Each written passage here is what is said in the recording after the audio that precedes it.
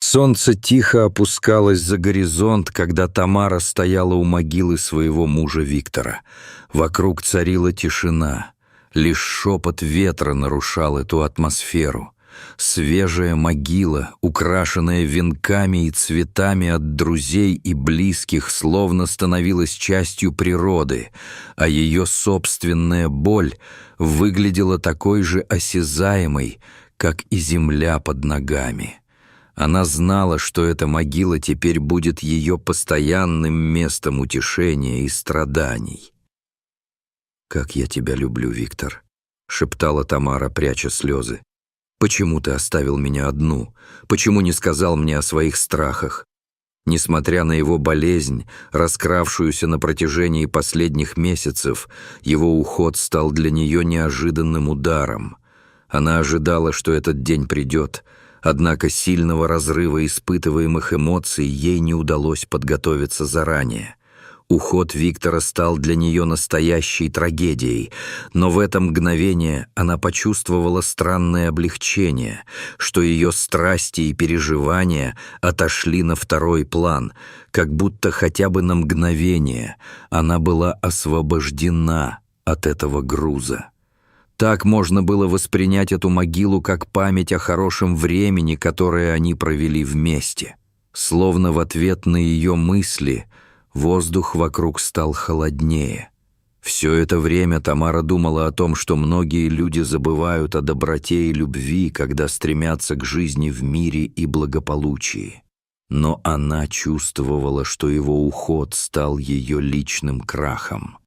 И несмотря на то, что ее окружали свежие цветы, их яркость казалась нищенской по сравнению с той радостью, которую она потеряла.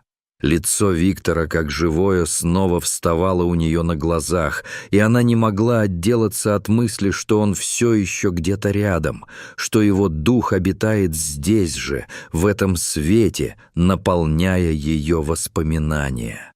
Тамара вернулась домой, и дом встретил ее пустотой, которая нависла над ней, как темная туча, напоминающая о грозах, которые уже начались. Каждый уголок напоминал о совместной жизни с Виктором. Она смотрела на его стул, на его любимое кресло, где он всегда сидел, когда возвращался домой с работы, и вновь чувствовала прилив горькой тоски.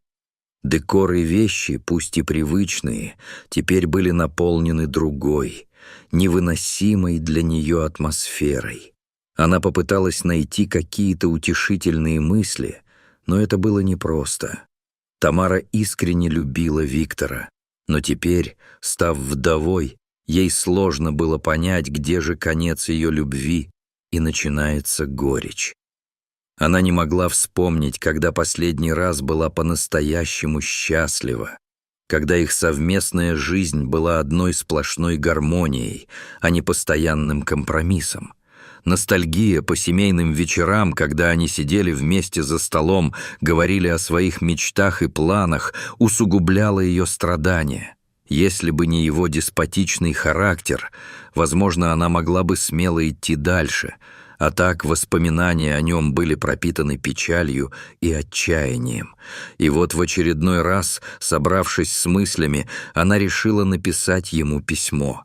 Это было непростое решение, но ей казалось, что именно так она сможет выразить все свои чувства. Письмо стало невидимым мостом между ними, ее способом продолжать разговор, даже если его физически не было рядом. Она упомянула все ситуации, которые еще поражали ее, впечатления, которые оставались свежими, о том, как она скучала по каждому элементу их жизни. Сараем Виктора всегда был для нее чем-то загадочным. Он много времени проводил в этом мрачном, но таинственном пространстве, построенном собственными руками. Это пространство было его святилищем, его защитой от мира. Виктор всегда запрещал Тамаре заходить внутрь. Это была его территория, и она не могла понять, почему он так настойчиво охранял ее. Она вспомнила, как он когда-то говорил о своих целях, о своих чертежах и проектах, которые действительно были привлекательны для ее пытливого разума. Каждый раз, когда она смотрела на сарай через окно, ощущение преграды между ними становилось острее. Это место выглядело как его личный мир, куда она не могла просто так войти, даже если это желание росло в ней с каждой минутой. Что-то в ее внутреннем состоянии заставляло ее чувствовать, что сейчас это может стать ее единственным источником выхода из тьмы, овладевающей ею от горя. На следующий день к Тамаре пришла соседка Клавдия. Она интересовалась, что Виктор прятал в сарае, и шутливо предполагала, что там может быть сокровище. Их разговор, наполненный легким флиртом и сплетнями, надломил его сокрытие. «Ну, ты знаешь, как он не любил, когда кто-то вторгался в его территорию», — усмехнулась Тамара, но внутри нее разгоралось желание узнать правду о том, что кроется за закрытыми дверями сарая. Клавдия, заметив изменения в голосе Тамары, ткнула ее локтем. «Ты должна зайти и взглянуть. Быть может, там нечто совсем сокровенное, способное вызвать образ Виктора». После визита Клавдии Тамара впала в депрессию. Осознав, что теперь она совсем одна, ее сердце захватило отчаяние. Соседка, словно заставив ее взглянуть в пропасть, демонстративно указала на усталость и подавленность, которые стали ее постоянными спутниками. Она вернулась в дом, в тишину, где ее мучили невидимые цепи. Тамара пыталась отвлечь себя низкой громкостью телевизора, но даже убираясь или смотря телевизор, ей не удавалось избавиться от мысли о Викторе и его запретах. Стены вокруг нее были как живые. Каждое фото, каждая вещь сжимали ее, напоминали о Викторе. Вскоре в ее разуме появилась одна единственная мысль. Ей нужно разобраться в сарае. Ей надоели его темные тайны, и она знала, что должна это сделать. Однажды вечером, собравшись с духом, Тамара подошла к сараю. Ноги тряслись от волнения, но она знала, что должна это сделать. Открытие двери стало для нее событием, как будто она переступила границу, туда, где жизнь как будто застывала, где она могла попытаться понять, что на самом деле безумие это было. И вот она вошла внутрь.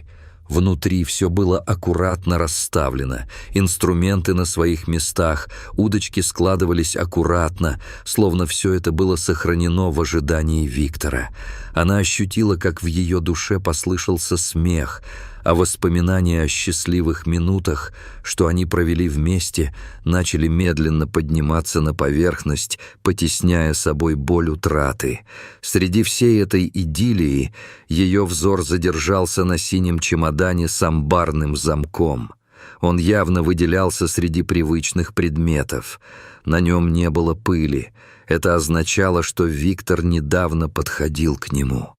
«Какое может быть сокровище здесь?» — шептала она, вспоминая шутки о богатствах, скрытых от нее. У нее зарывало в сердце, когда она думала о том, что можно было бы найти внутри. Но вскоре ее мысли вернулись к тому, что Виктор всегда говорил о деньгах на черный день, и ее сердце заколотилось от волнения. Тамара пыталась найти ключ от замка, но не смогла. Раздосадованная, она, наконец, решилась вскрыть замок с помощью инструментов, найденных в сарае. Прошло не менее часа, прежде чем она смогла открыть его. Каждый раз, когда попытки не удавались, отчаяние погружало ее все глубже. Сдернув крышку чемодана, она увидела игрушки и детскую одежду. Внутри нее на мгновение остановилось сердце, и она упала в обморок от шока. Ее сознание взорвалось миллионами вопросов, но сначала ей было не до них. когда она потеряла сознание. Она не могла поверить, что у Виктора была вторая жизнь, о которой она не знала. Когда пришла в себя, ее уже не интересовали игрушки. Внутри чемодана Тамара нашла письма, свернутые в трубочку.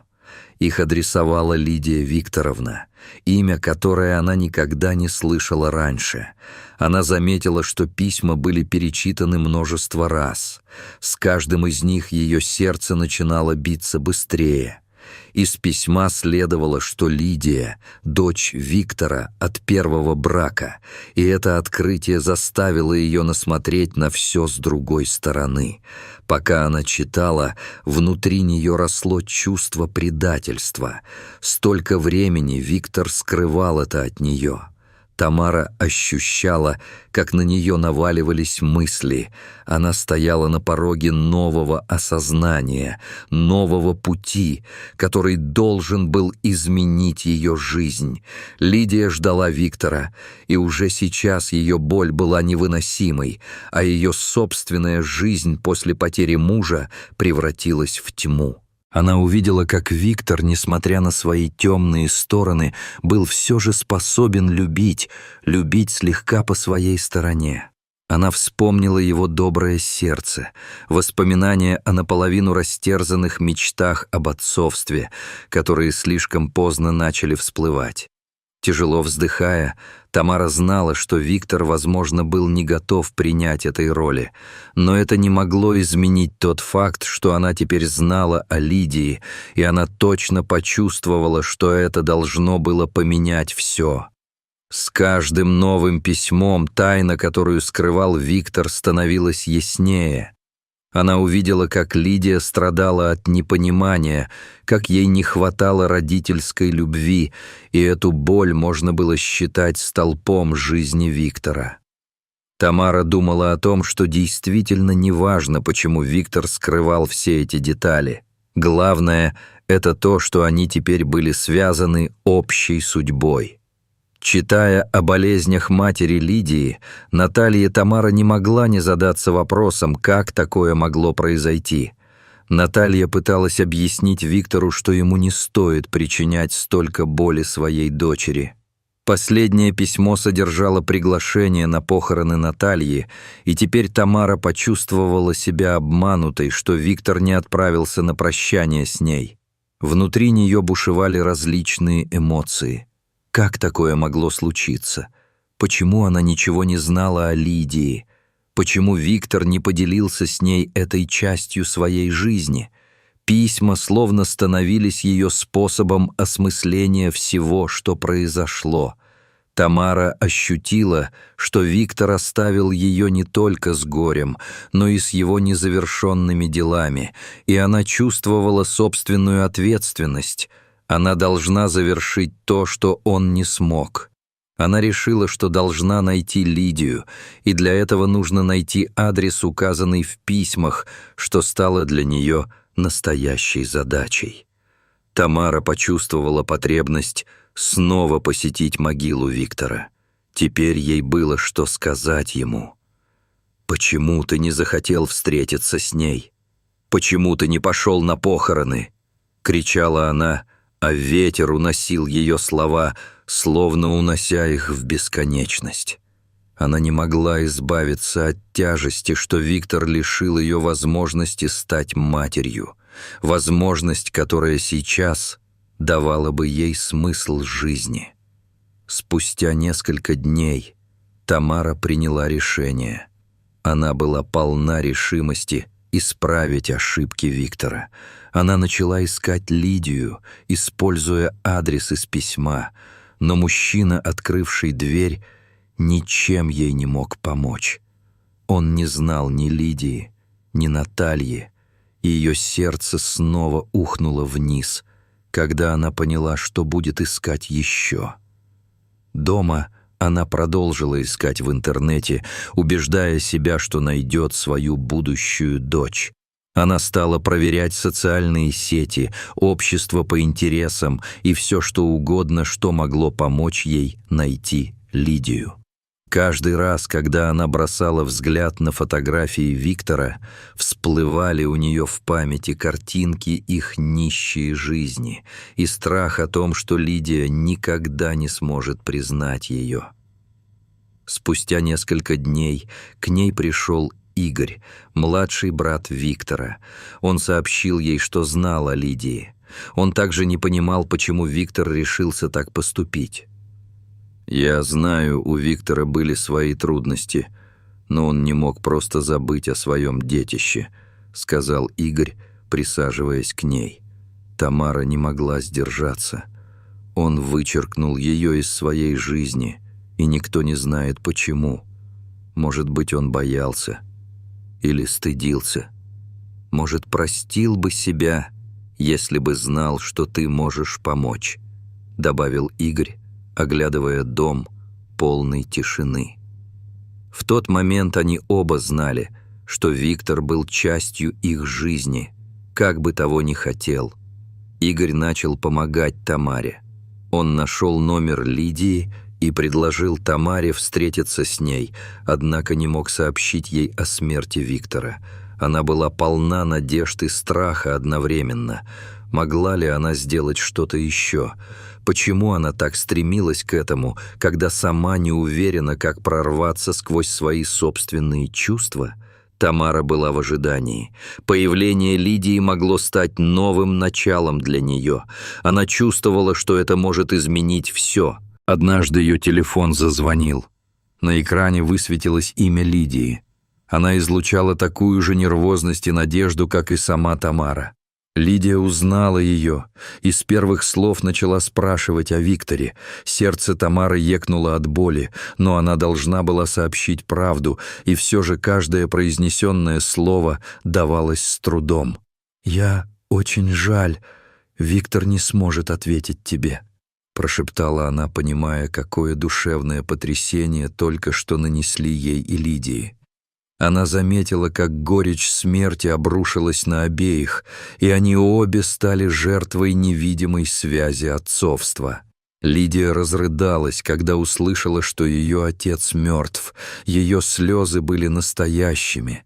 Они были от боли утраты, которую она испытала за многие годы, от чувств, которые были переплетены с ее детскими мечтами. «Я мечтала о том, чтобы это произошло иначе. У меня были надежды», — всхлипывала она. Тамара обняла ее, стараясь утешить, а в ее сердце возникало огромное желание воссоединиться с этой девушкой, используя все те чувства, о которых Виктор мог только мечтать. После первых ударов судьбы они начали обсуждать Виктора. Лидия рассказывала о своем детстве, о том, как ей не хватало отца, о том, что он был для нее недостижимым идеалом. «Он часто говорил, что уходит, и я не понимала, почему», — делилась она, а слезы текли по ее щекам, как ручейки весной. Лидия с каждым словом давала понять, как глубока была ее тоска. Тамара, в свою очередь, тоже делилась своими историями о Викторе. У нее в памяти возникали моменты, когда он улыбался, занимаясь рукотворными проектами и беседуя с ней о планах на будущее. Каждую минуту, проведенную с Виктором, она теперь носила с собой как подарок. Следующей неделей Лидия пришла к Тамаре в гости. Она сразу заметила фотографии Виктора на стенах и, медленно просматривая их, чувствовала, как ее сердце наполнено одновременно горечью и радостью. Она увидела свои вещи и письма, которые ее отец хранил долгие годы. Этот миг значил гораздо больше, чем она могла предполагать. В этот момент их обеих охватило понимание. Виктор, каким бы он ни был, пытался защитить и себя, и своих близких. Возможно, именно сидя дома в тени сарая, Виктор был не просто отцом, а истинным человеком, умевшим выражать свою любовь по-своему. Лидия спустя несколько минут вновь взглянула на Тамару. «У тебя есть дети?» — спросила она, поднимая голову к ее задумчивому лицу. Лицо той было чистым и искренним. Тамара, вздыхая, объяснила, что Виктор всегда знал, что не хочет детей. Не зная, как выразить свои чувства, она разрывалась между сожалением о потерянных возможностях и желанием развить новый путь в жизни. «Но у нас есть возможность начинать все заново», — предложила Лидия, обнимая Тамару. «Мы можем создать семью, которую он не смог, вместе, как две половинки одного целого». В этом была единственная утешительная мысль, которая продолжала ее вдохновлять. Она чувствовала, что каждая встреча, каждый разговор теперь не разрывные, они были чем-то большим. Некоторое время спустя Лидия поделилась счастливой новостью. Она ждет ребенка. Тамара не могла сдержать слез радости. Она чувствовала, что восстановление отношений с Лидией может стать тем светом, который она искала. Она понимала, что каждый момент их взаимодействия подарит жизнь чему-то новому и шикарному. Лидия вскоре завела разговор о том, как их жизнь должна измениться, о том, как они будут вместе справляться с трудностями. Пришла пора, и Тамара предложила Лидии с мужем переехать в загородный дом, который она унаследовала от Виктора. Супруг Лидии согласился, и вскоре они начали подготовку к переезду, ощущая, что это позволит им начать все с чистого листа. И каждая деталь их совместных шагов была наполнена надеждой на новую, красивую жизнь. Тамара готовила дом к приходу новых жильцов с надеждой, что их семья вновь зазвучит в стенах, которые когда-то были полны муки. Она убирала, закрашивала стены, покупала новые шторы, и каждая деталь придавала ей оптимизма. Однажды, копаясь в вещах Виктора, Тамара нашла письмо, адресованное Лидии. Виктор, похоже, признавал свои ошибки и просил прощения, желая, чтобы Тамара и Лидия встретились. Он надеялся, что в их жизни все изменится в лучшую сторону. Она смягчилась, когда тут же ощутила связь, которая оставалась между всеми ними. Тамара чувствовала, что Виктор, несмотря на всю свою строгость, был способен на доброту и понимание. И она теперь, будучи носителем его воспоминаний, пыталась дать Лидии то, что остался у Виктора незаполненным. Но жизнь не давала им покоя. Через несколько месяцев после рождения Лидии на свет пришла трагическая новость. Игорь, младший брат Виктора, погиб при исполнении военного долга. Эта новость огорчила их обоих. Лидия обнаружила, что ее сын был ближайшим родственником. Она решила назвать его в честь Игоря. Они смотрели на фотографии Игоря, зная, что его дух будет с ними, когда они будут радоваться жизни. Прошло время, и жизнь двух женщин начала налаживаться. Они забыли обиды, и Виктор стал частью их жизни только в прошлом, с любовью и добротой. У них выражалась надежда, хотя жизнь была сложной, они не собирались сдаваться. Тамара и Лидия теперь были материнской связью, между ними возникла крепкая привязанность, которую не могли разорвать никакие тайны прошлого. Они воспитывали Игоря-младшего вместе, стараясь дать ему все то, чего лишили их жизни, и давали ему изобилие любви, которую они обе так усердно искали и нуждались в ней. Так началась новая жизнь, наполненная светом и надеждой. Каждый день приносил новые вызовы, но теперь они были вместе, поддерживая друг друга в радостях и горестях, вспоминая Виктора с мягкой улыбкой, и каждая их встреча была настоящим праздником жизни. Чтобы полностью осознать их прежнюю жизнь, Тамара и Лидия провели вечер, читая письма, которые Виктор оставил. Лидия обнаружила, что в каждом из писем была поэма, и Виктор был поэтом в душе. Он писал о лучших моментах своей жизни, о том, как высоко ценил свою семью, о трудностях, с которыми он сталкивался на протяжении всей жизни. «У него был богатый внутренний мир», — подумала Лидия, вдоволь углубляясь в каждую строчку. Это было время для воспоминаний, но также шанс двинуться дальше, продолжить существование и придавать значение тем историям, которые были живыми, даже когда их автор ушел. Тем не менее, они понимали, что у каждого был свой путь. Они сделали выбор объединить свои судьбы, находя взаимопонимание.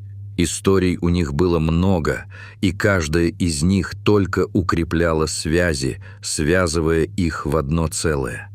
Они создавали новую семью, полную смеха и поддержки. Начался долгий путь к восстановлению, и каждая тропинка открывала врата не только от судьбы, но и от самих себя. Так жизнь продолжала струиться вперед, становясь легче, и Тамара постепенно открывала свою душу для упущенных возможностей. Она понимала, что каждый миг важен, что нужно ценить каждую секунду. Несмотря на новости о жизни и страданиях, они впустили в себя больше света, покоя и, что было наиболее важным, нового понимания. Каждая фраза, каждый шаг приближали их к новым началам, к истории, полной надежды и света. С этими новыми чувствами они нарисовали новую картину своей жизни и продолжали писать свои собственные главы, полные любви, побед и преодоления страха.